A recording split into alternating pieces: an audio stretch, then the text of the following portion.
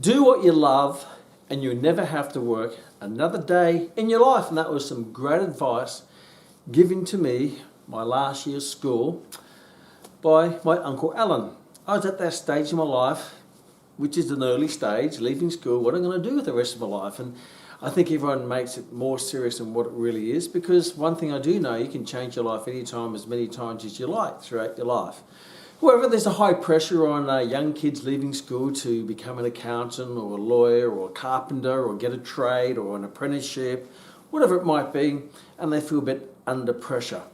And I didn't know what to do. My father at the time wanted me to become a computer programmer, and remember that was the year of 1989. There were no laptops, there was no internet, there was no social media, there was no mobile phones, computers were about the size of this room. But he saw that the future is computing, and my school at the time was one of the first schools in the city that I lived in to actually install a computer classroom, and it was in the last semester of my schooling. And I remember going into that little dungeon of a room with a screen in front of me, tapping away, learning, working on some form of DOS computer, and it wasn't the class that I got excited about. My mother wanted me to become a doctor. And yes, that's great, because she saw that, that's a great occupation and it's a good status and good money and it's safe and security. But I couldn't see myself sitting in a room prescribing pharmaceutical drugs to sick people. That didn't really interest me. And I looked at my life at that time and looked at the classes that I got excited about. And the only class I got excited about was PE, or lunchtime, or little lunch, or big lunch when I went and played sport. Even though I was very naturally gifted at certain subjects at school, for example, accounting. I won the Dux Prize in my junior high school in accounting, and in my senior high school I won the Dux Prize in economics. So I was naturally really good at accounting and economics, and that's not because I studied. Quite the contrary, I didn't study at all. I just crammed at the end. But I just had a natural gift for numbers and economics and accounting and all that type of stuff. But I never got excited about going to that class. I just happened to be naturally good at it.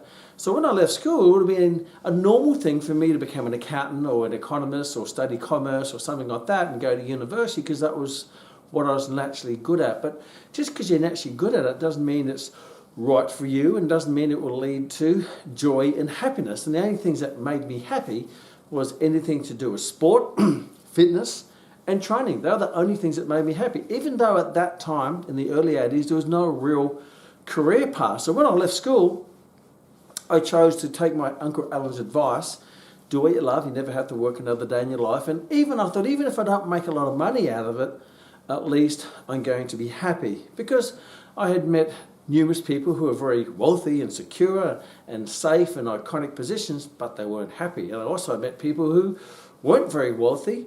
They were more gypsy life, but they were really happy. And I was smart enough, I suppose, at the time to realise that happiness is a very valuable asset to have. So to be happy, you have to do that makes you happy. And the only things I love to do was fitness and training. In my last half of my high school, I spent a lot of time going to the gym, because I got introduced to bodybuilding by one of my schoolmates' cousins. His name was Jeff Olsen, who's visiting from Canada, who was a bodybuilder, and he invited me down to the gym, and I got hooked on the gym. And because I was going to the gym so much, I thought to myself, if I'm going to go to the gym all the time, I might as well get paid to go. So that was the obvious path for me. Follow your heart, follow your happiness, follow your joy and your passion. If I followed my brain, I probably would have gone down the path of economics or accounting. If I followed other people's advice, such as my father, I would have become a computer programmer. If I followed my mum's advice, I would have become a doctor. But I know for sure that that would not lead me to happiness. I may have become successful in that economically, financially, secure, status, all of that stuff, but deep down in my heart, I wouldn't be doing what I love, doing what I'm passionate about, and following my true calling and purpose in life. So I chose the fitness path, even though at that time there was no real big fitness industry. The gyms were more bodybuilding gyms, and aerobics was the starting to be the big thing at that particular time. So there's no real career path. So I went to uni and studied human movement studies. They used to call that the Mickey Mouse degree because it led to no occupation because it didn't have an occupation attached to it. I know it has more of an occupation attached to it now, some 30, 40 years later, but back then it didn't. But I knew that if I did what I loved, I'd find a way to make money out of it, turn my passion into a profitable profession, and I'll be able to work that out. Because if I loved it, other people loved it as well. Therefore, there'd be enough people who loved it to turn into some form of career, some form of industry, some form of profession. And now, since then, I've been a trainer now for 39, going on 40 years. You know, how crazy is that? Going on 4 decades. And I still train people to this day. Obviously, in that 40 years, I've had many different career occupations and many businesses, but it's always been under the umbrella of fitness and training, and now more into the fitness training education, where I'm training other people to help them find their path.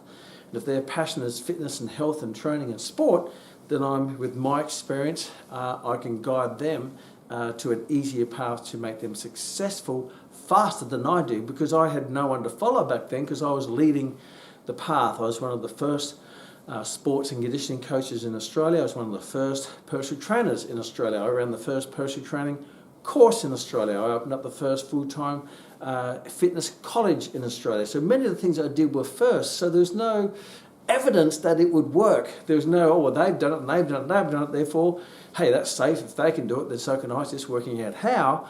I got a lot of resistance and a lot of people saying it wouldn't work and there's no money in this and there's no opportunities in that. And I got all that from what I call the dream stealers, the people who ambush your future life. We call them the pullers. They try to pull you down, they pull your ideas down.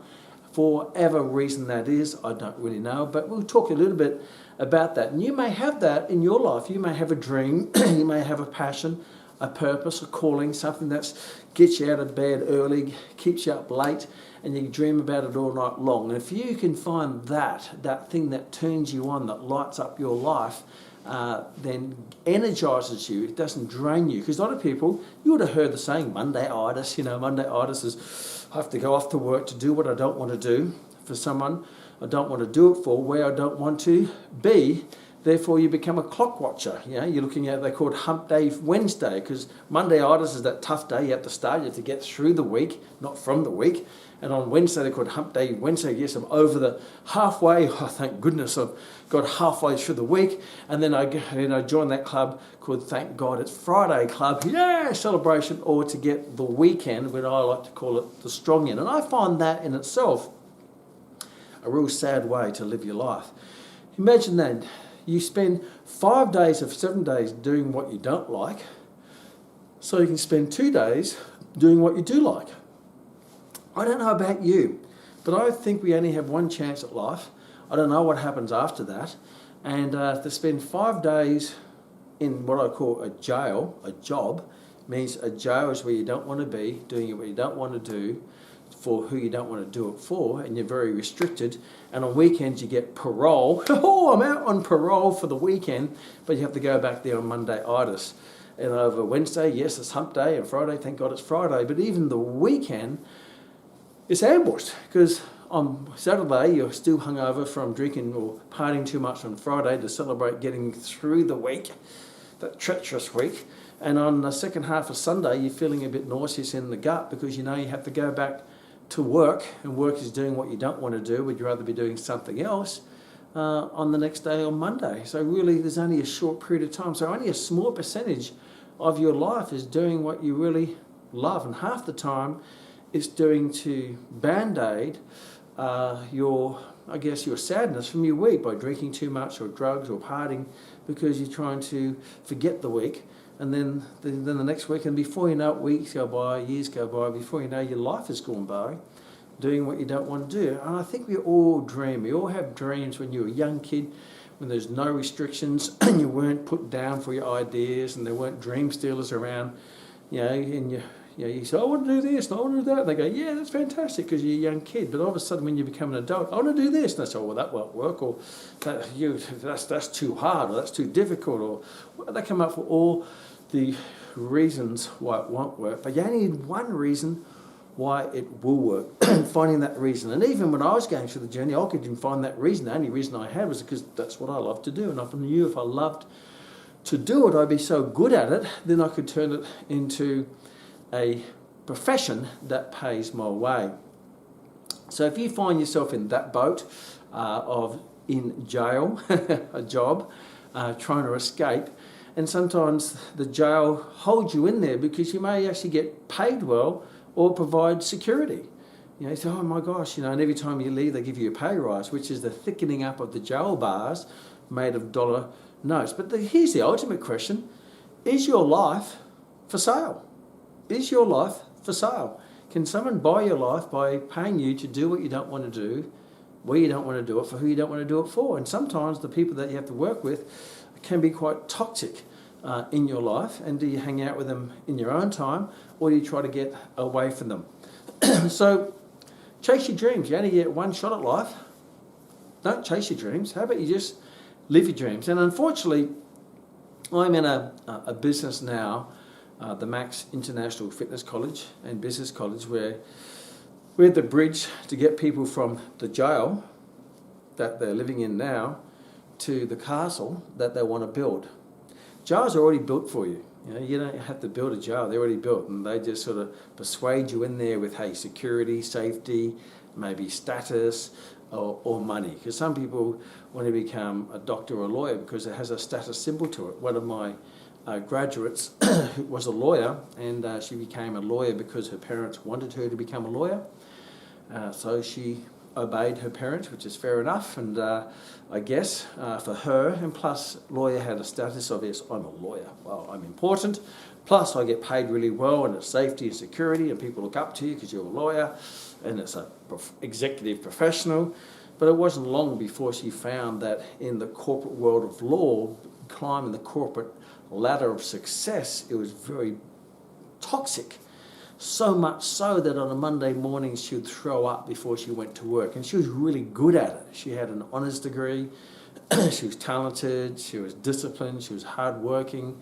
But the challenge is she spent her first part of her life climbing the corporate ladder, too soon to realise that she was climbing the wrong ladder. So you may get to the top, but you found you're at the top of the wrong mountain. But smart her, she decided that that was not for her. She found she didn't want to live her life in that toxic environment that made her sick on Monday mornings. So she changed professions. She did the Max program and she transitioned over time out of law. And it wasn't long before she was a full-time personal trainer, face-to-face at one of the gyms in New Zealand called Les Mills. And she found that it wasn't long before she was getting paid twice the amount of money as a exercise professional to work half the amount of time doing what she really, really loved. And she's also a professional athlete as well, so she built an online business and went to America, and she competed in America in her sport, still ran the business online, and she's moved on and on from there, following one passion after the another. But a lot of times, some people just get stuck in that job or that that business or that jail, and before you know it, their life has gone by. So I guess at the start, it's probably the easiest way to address this is make sure that you start climbing the right ladder at the start, or better still, building your own ladder. So yes, sometimes it's good to take people's advice, but be very careful because advice can come from interesting places. I've always taken my own advice. Yes, I've looked at other people's advice and I take that, no, I dump that, I trash that. I remember when I first wanted to become a personal trainer, I was shared with one of my family members, I'm going to become a trainer. And she said, oh, no one's going to pay for personal training. Who would pay $30 for a personal trainer? And this is going way back. And I said, well, you're right, that's why I'm going to charge $50. I had a little dig at her because she said it wouldn't work. And that fueled me to make it work. And it wasn't long after that, within 6 months, I was earning $2,000 a week as a personal trainer. I was training 40 people a week at $50 a session, and that was in the late 80s. So I was earning $100,000 a year as a personal trainer in the late 80s. At the start, people said it wouldn't work. And then I said I'm going to open up a personal training studio, and everyone said, oh, that won't work. Why would someone pay to go to a personal training studio, big prices, when I can go and join a gym where it has lots more equipment and lots more people and mirrors for a small amount of money? And I said, no, but I think there's going to be people who want that privacy, who want that exclusivity, who wants that away from that big scene. And luckily enough, I didn't listen to them, and I opened up a personal training studio, and it wasn't long before my studio was doing over 160 sessions a week, charging $50 a session. So I was earning about $8,000 a week from my studio with 6 trainers, close to $500,000 a year. And that was in the early 90s. But again, if I listened to the advice of other people, I wouldn't have done it. Actually, if I go back in time and look at all the advice I listened to, if I took that advice, or the significant people in my life, that if I took their advice, I would have achieved anything that I've achieved today. Because their advice was coming from, they may have had good intentions, but their advice was unqualified. They hadn't done what I wanted to do.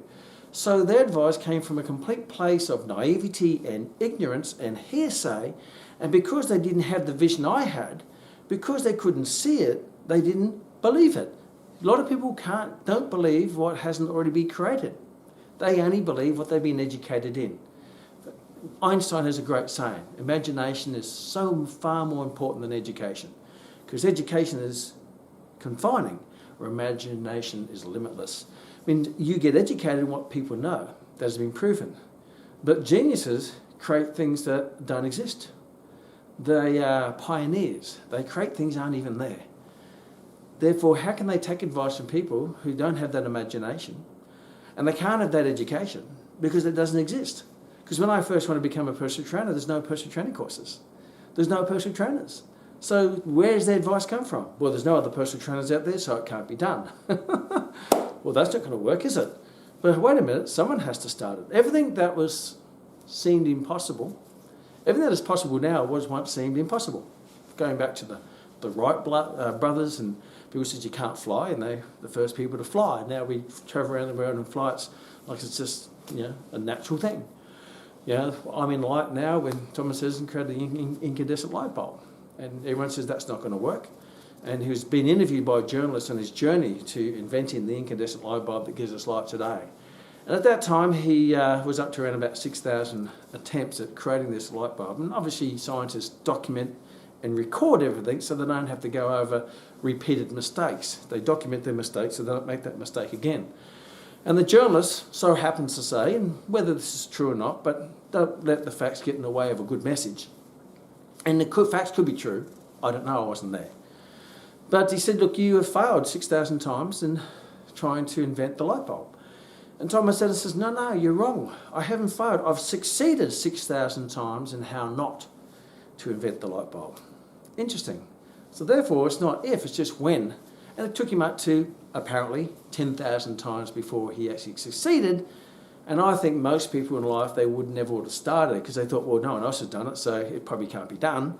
Or they may have attempted a few times, they would have quit, or maybe 20 times they quit, or 100 times they quit, or 1,000 times. But I don't think many people would have the endurance of 10,000 times who truly believed that they could do it. And if you look at the technology today of mobile phones, I mean, that was just crazy because I grew up with phones were on the wall and you had to dial and there's no answering machines. And I remember the fax was quite an amazing breakthrough in technology. Well, fax is amazing. I remember my mate, Fruity, my best mate from school, he faxed me a document from halfway across the country, and I went, my gosh, you mean that? I couldn't work out how that happened. But at that one time, people said that would be impossible. Who would have thought? So if you have a dream, even if someone hasn't done it, doesn't mean it cannot become a reality. You just need to believe it to achieve it. But the beautiful thing, a lot of times people don't even have a go at the things that have already been invented or created. They just don't believe they can do it, or other people have put the seed of doubt in them that they can't do it. And I see that a lot in my profession, where I'll come across people who are two extremes.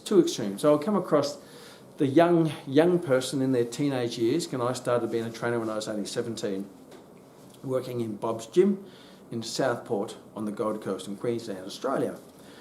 And I started there after school working in Bob's Gym, and eventually I got a free membership for it, and then eventually I worked at Spartan Gym in Brisbane. I got paid to do that, and over time I turned it into a full-time career while studying a degree which wasn't really connected to it, but it gave me letters after my name that gave me a bit of credibility, even though people thought I knew far more than what I actually knew.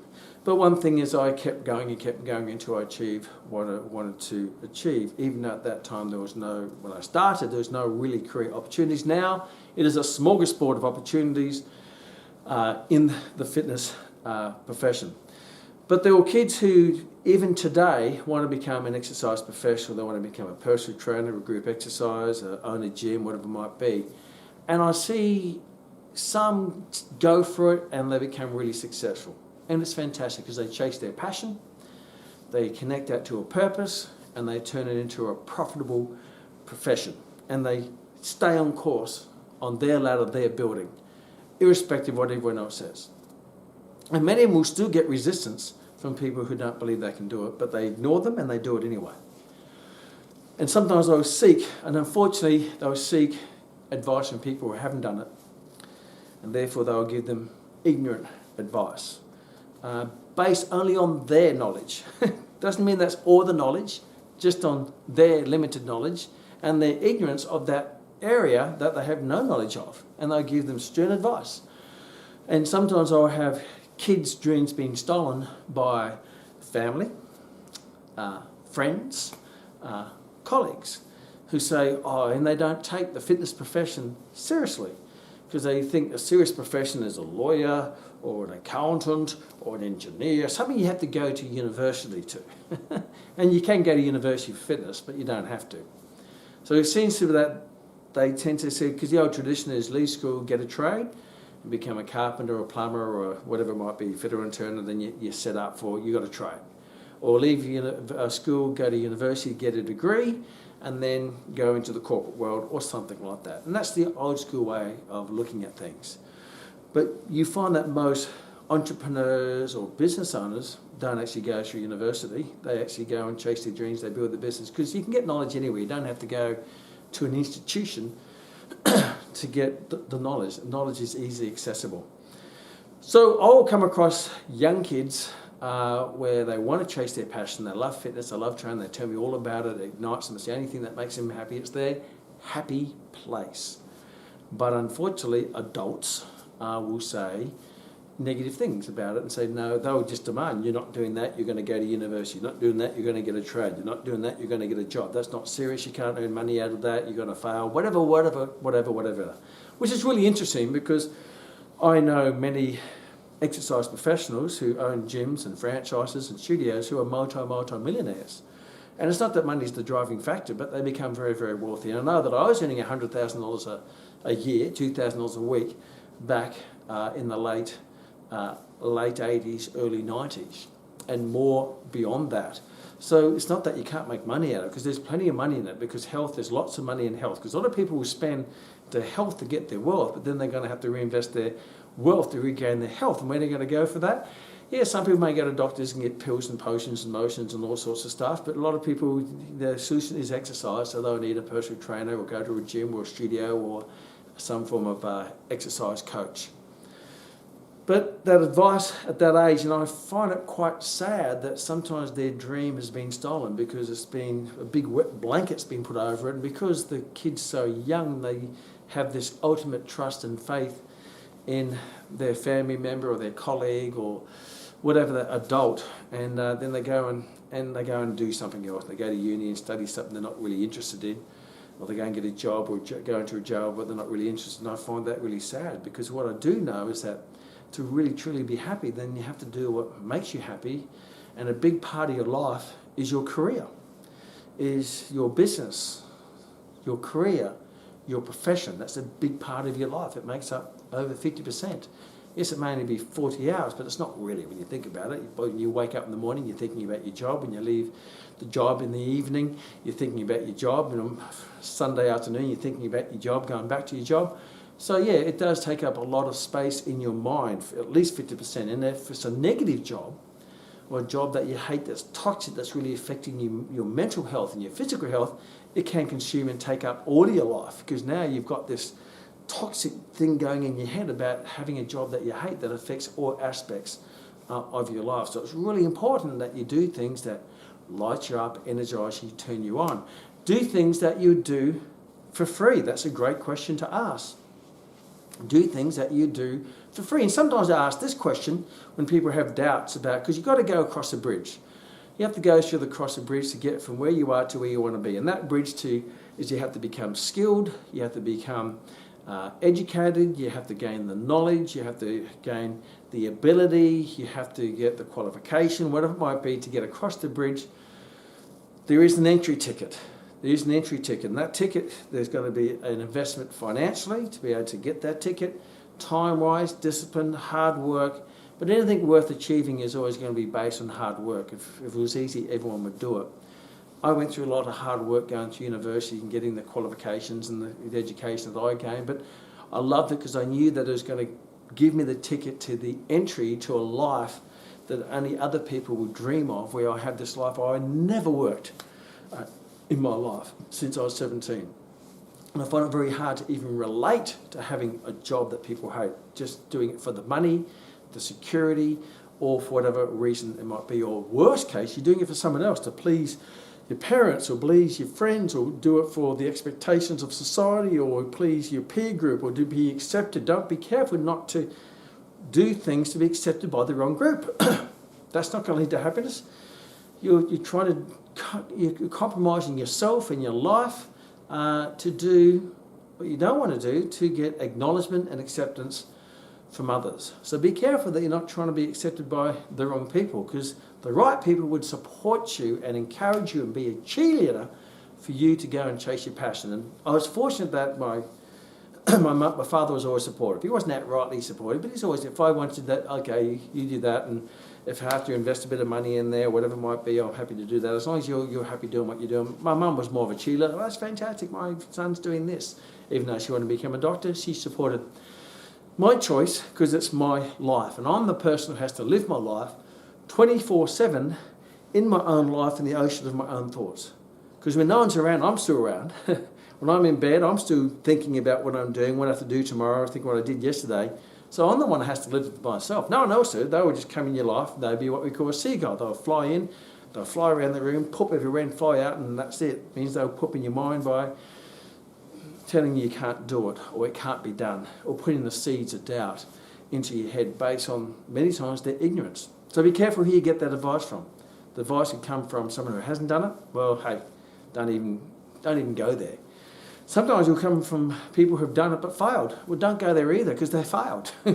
Why they failed, I don't know. Maybe they didn't get the right education, maybe they didn't get the right support, maybe they don't have the discipline, maybe they were lazy, maybe they're quitters, who knows? But many times those people will always have a list of reasons of why it didn't work, a list of excuses. The only thing not on that list is their name.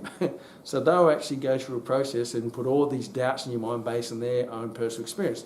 But for every 10 of them, there's one person who's done it to a super successful level. And they're the people you seek. They're the people you seek. If I want to become a champion boxer, I don't get the advice from a boxer who's lost every fight. I go to the boxer who's won the championship. If I want to become great at football, I go to the champion football coach, not the coach who always teams loses because he sits on the side smoking a cigarette and couldn't be bothered doing the work, doing the discipline, doing the structure to make you successful. So a big part of this is seek the advice in the right places from your circle of influence. You know, you will be the average of the people you hang out with most. So try to hang out, if you want to be a fast runner, hang out with fast runners. Don't join a walking club. Don't take advice from a walking club for people who run. Don't take advice from a swimmer if you want to run. Take advice from the people who have done what you want to do and done it to the level that you want to do it. And that's the best place to get them. And sometimes you may even get maybe a doubt from there, but that's okay. Just go back to your heart. Always follow your heart, not always your brain, because sometimes your brain is sometimes too logical and sometimes it can be fed different things. But if your heart will override that and will set your course, your heart is your compass. So don't take advice from people who haven't done it. Don't take advice from people who have done it and failed or quit. And more likely take advice who have done it. And it may not necessarily be in your profession, but they've chased their dreams. Hang around dream achievers. Hang around people who are achieving, they're not dream quitters. Nothing to gain in that area. And I see that sometimes, a lot of the times, young people getting influenced by And maybe people have the right intent because they want to stop them from, failing, I suppose. I know sometimes my father was a bit negative in what I wanted to do, or that what work you shouldn't do that. And his intent was good because he didn't want to see me fail. But he's never done what I want to do. Therefore, if I fail doing what I'm loving, I'm actually succeeding. I'd rather fail doing what I love than succeed at doing what I hate. Interesting. Then the other scope, other side, other end, I get people who have been lawyers or accountants or engineers or construction supervisors or whatever it might be, and they've been doing that all their life. And they get to around that age of what people call maybe middle age. I guess I'm somewhere in that scope now, around 40s and 50s, and they're thinking to themselves, well, where's this all heading? What is the purpose of life? What is the meaning of this? Why am I doing what I'm doing now? Yes, I'm financially strong, I'm financially secure, I'm financially independent, but I'm not happy doing but I used to really be happy when I was young, going to sport or going to the gym. And many times people, their only happiness is when they go to the gym or their personal trainer or their sport. That's called their happy place. And they make a transition late in life. I get a lot of those people who get attracted to Max due to the maturity of Max. With myself and Rory are saving in our 50s, and we've been doing this all of our life.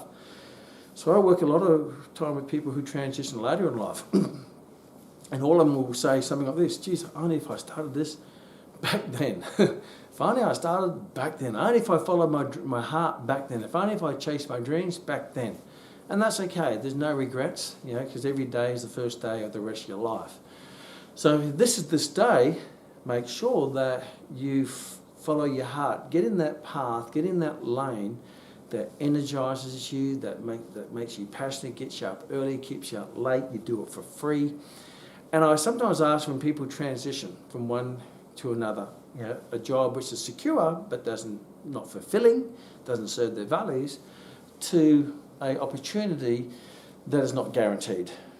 And I say, look, if I had, for example, how much you're earning now? And they'll say, this is how much. So if I had a position over here that paid you exactly the same amount of money that you've been earning here, and this position was there waiting for you now, you had clients to train, you're going to earn the money, you had the qualification, you had the skills, and you're ready to go next Monday, would you do it? And they say, of course I would. Well, there you go, you've made your decision. Because if it was a choice of doing what you got now versus doing what you really want to do, and there's no bridge, you were already there, then you do it. Now all you need to do is cross the bridge. And crossing that bridge is going to be, obviously, some form of sacrifice. You have to maybe sacrifice time to learn the knowledge and the skills and get the qualification and get the experience. And you may have to do that in your own time, outside in your parole time, on weekends or late nights, to build that opportunity. But once that bridge is built, once you've got that skill set, once you've got that knowledge, once you've got that qualification, you've got that for the rest of your life. And all you need to do is cross the bridge. And once you're on this side, you look back and say, why did I stay in that jail for so long? One of my other proteges who I mentor for many years now, he had a safe, secure job. And I don't think he was completely happy about it. No, we were training one morning and he said he just lost his job. They got sacked. And I said, congratulations, how awesome is that? And that sort of made him look a bit, he said, wow, what's going on there? Everyone else is really sad, and my wife is upset because the security's taken away and they haven't got the money, and everyone's really sad, but Kman's really celebrating that I got sacked. And he says, why do you say that? He says, well, two reasons. Number one is that you sucked at your job, therefore your boss didn't want you. You don't want to be there where your boss doesn't want you because you sucked at it. There's a reason why you sucked at it, because you probably weren't good at it. Or number two, you didn't like your job anyway, and you were average at it, therefore you got sacked. So either way, it's not right for you, because if it was right for you, he wouldn't sack you. He wouldn't sack you because you're the most valuable team player in his business. And there's a reason why you're not the most valuable team players, because you're not really turned on by that job. You're there for the wrong reason. Now someone's pressed your reset button. You've gone back to what we call zero-based thinking, means you can start again. What do you really want to do? What do you really want to do? And he said, well, I want to open up my own martial arts school. And I said, well, now you've got that opportunity. And now many years on, he has a very, very successful martial arts schools that pays him 5 times more than what he was earning, and he's the boss and he has people working for him and all sorts of stuff, and he's living the absolute dream. I'm not taking away there was some hard work in there, but you're better off doing hard work and doing what you love than easy work and doing what you hate, because easy work and doing what you hate becomes very hard and boring and over a period of time, and it takes. But if you're doing what you love, then you're never going to quit because you absolutely love it. So if you could transition now, would you? Then if that's the case, then that is the right decision. Now just get to work and working out how you're going to get from where you are to where you want to be. Now this is not just limited to your career, but all aspects of life, I suppose. Sometimes people are in a bad relationship and they're there for the wrong reasons. They're there because it's secure, maybe they're for financial reasons, there because it's too hard to break up a relationship. And I can speak from experience. I have been in a previous marriage and I got divorced and I made that decision. And the ultimate decision is if I started again, would I do what I did? And the answer would be no. If you started again, would you take that job that you're stuck in now? If the answer is no, then hey, best get out of it. Just get out of it now, because the longer you stay in something, the harder it is going to get out. It's like quicksand, a job, a jail, a bad relationship. It's like quicksand. It'll just slowly drag you down. It'll bring your energy down. It'll bring your mental health down, your physical health down, and you'll get weaker and weaker. The longer you stay, the longer you procrastinate, the harder it is to take action. As I say, the best time to plant a tree was 20 years ago. My point being, the best time to take action was when you first thought about it. Many times when you first thought about it, it's been delayed. The worst time is tomorrow, because there's always going to be tomorrow. The second best time is right now. Take action. It's your life. Take control of it. Be the master. Be the architect of your life.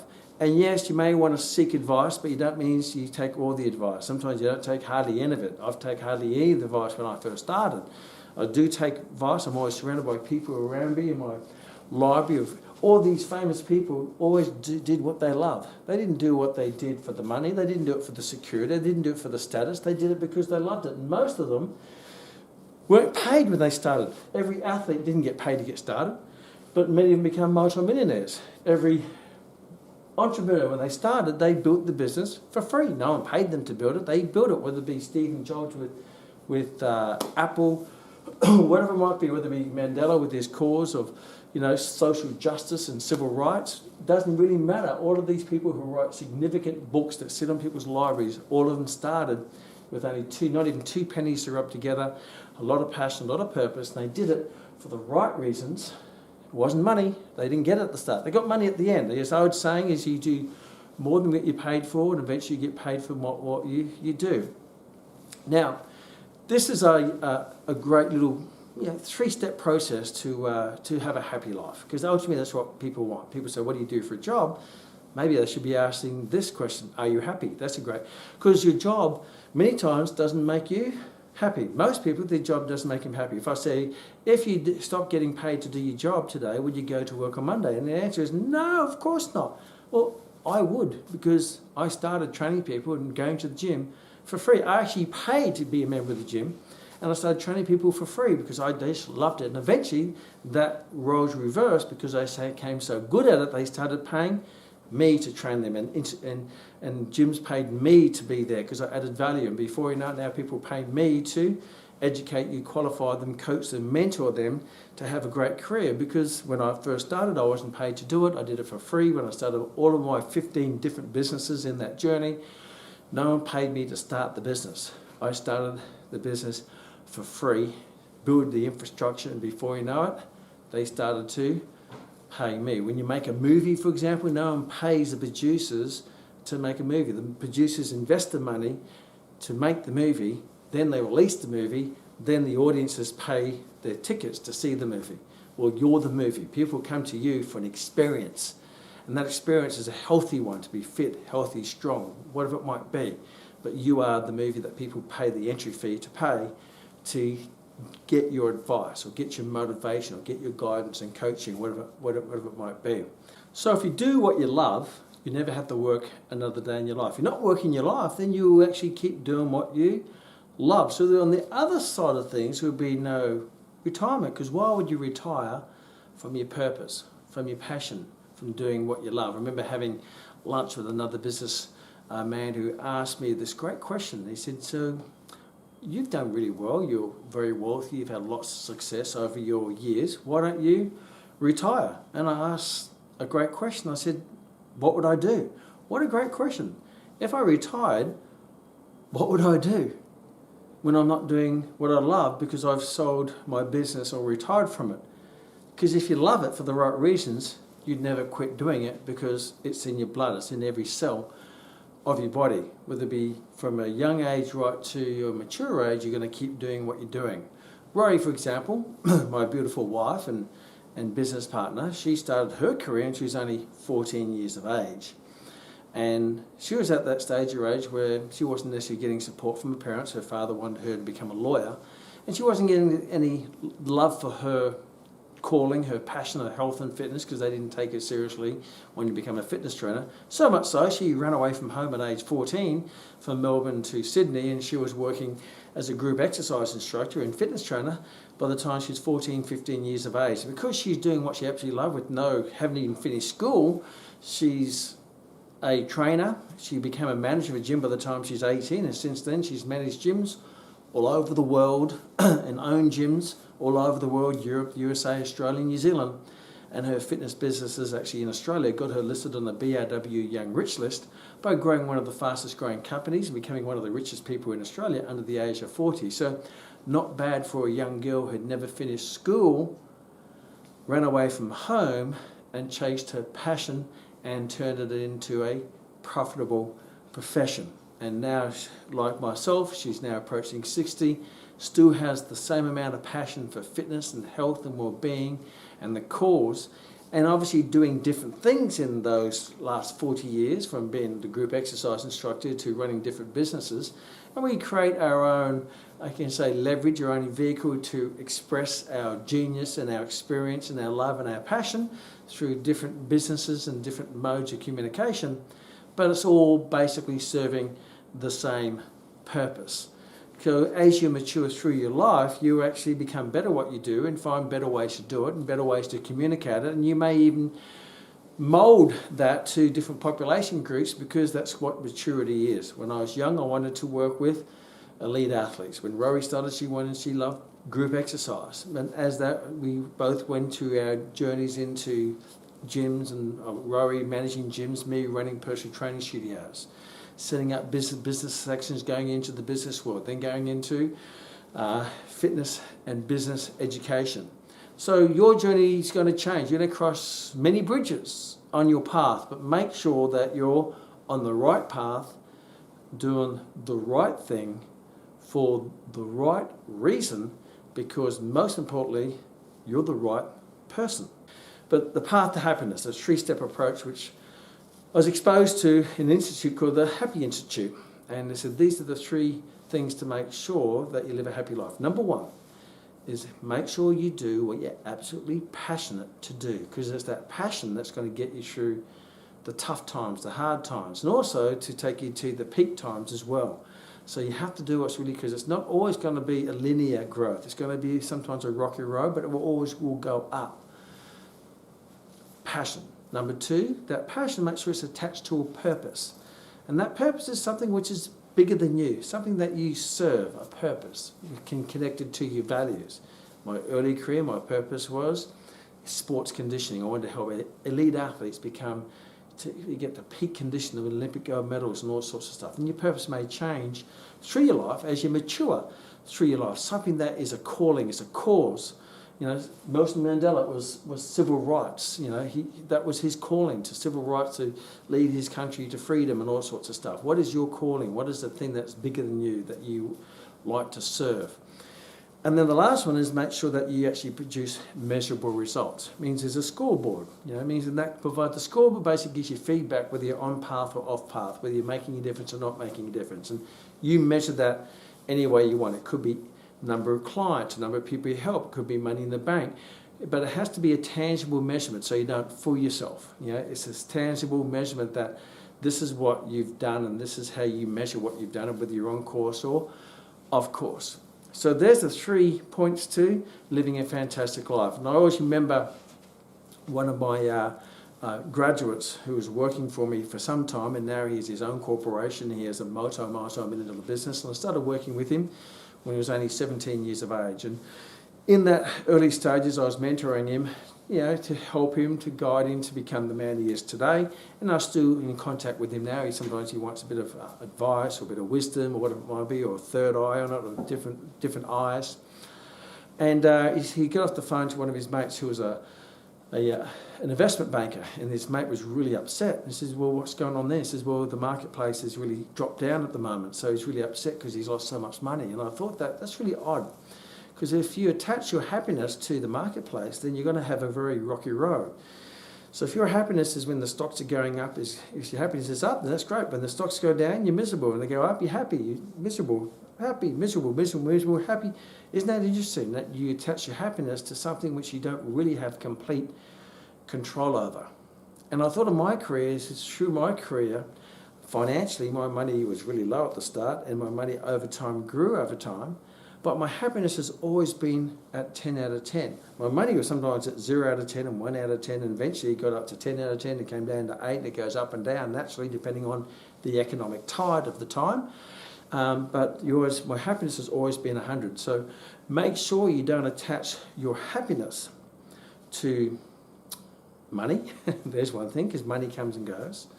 Don't attach your happiness to people, because people come and go as well through your life. Being someone now approaching 60 years of age, there's a lot of people come in and out of my life, and I attach happiness with them. When they leave, they took my happiness. Imagine that.